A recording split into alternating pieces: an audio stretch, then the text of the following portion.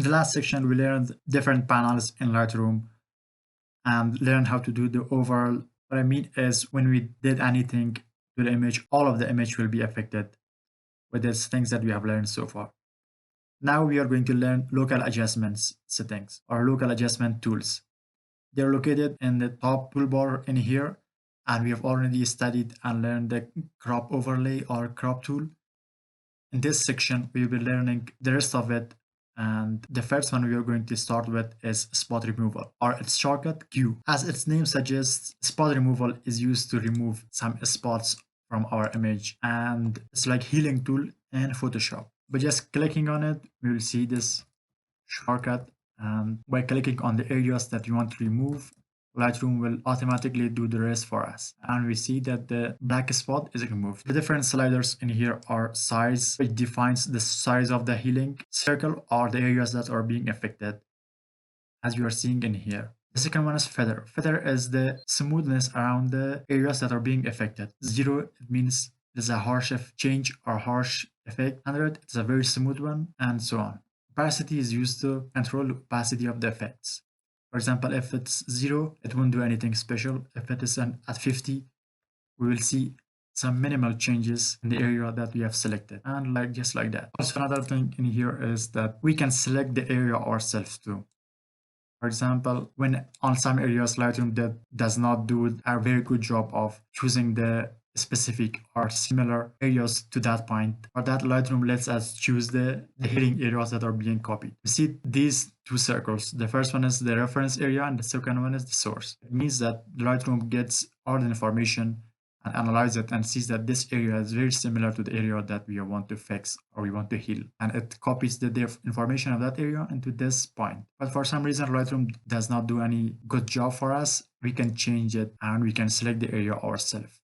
For example, we can change it to somewhere like this. And I'm doing this because I just want to show you the effects. Don't do that in any of our photos. And select the areas that are mostly similar to your part that you want to heal or clean. And just like this, you can clean all the acne scars and other areas that you want from your images and your photos. You can use this to remove any other distracting objects that are in your photos and you want to clean them. For example, this image, I want to clean these areas because they are very distracting and distracting the subject of this image. So just clicking by it, we can select them and heal them. You can also choose a very large areas also. You can drag it and select just like brush. Lightroom will analyze and select an area similar to that and replace it with.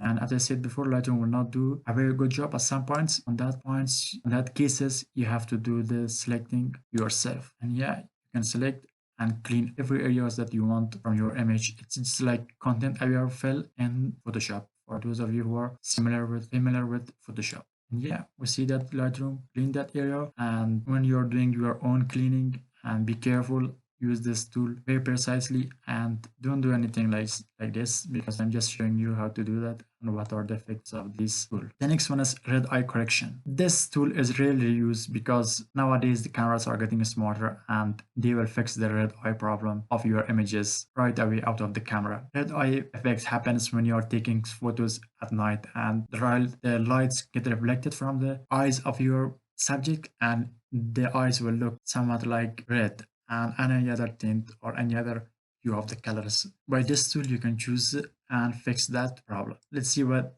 it has. Let's see the red eye and pet eye. It has two options. We'll select red eye and we will have this circle elliptical shape. By dragging and clicking, we can select the eye shape and choose the eye and you will get this effect, this area that is desaturated from colors and does not contain any color because fix red eye, Lightroom will use desaturation and some other techniques to do that. We will get these two sliders, people size. It increases the size of the people because you want to select the people and be very careful with the size of this slider. And the next slider is darken. Darken is used to darken that areas and we are seeing what it does in this example or this image. Leave it at 0 and increase the size of the people, cover the whole eye and just like this, we have a removed red eye. We can also change the size by using these move tools or options. And some areas that the slider is small and you cannot use it, you can do the adjusting of the size yourself manually by clicking and dragging the effect. And yeah, as you're seeing, this is the before, this is the after. And I say that this Lightroom does that effect by desaturating and also darkening and taking away all the colors from the eye. Their original image, the eye was brown, but after applying that effect, color balance is completely gone. It's being deleted. These tools were very easy and straightforward, as like the rest of the Lightroom. If you have any question regarding these two tools, let me know in the Q&A section, and see you in the next one.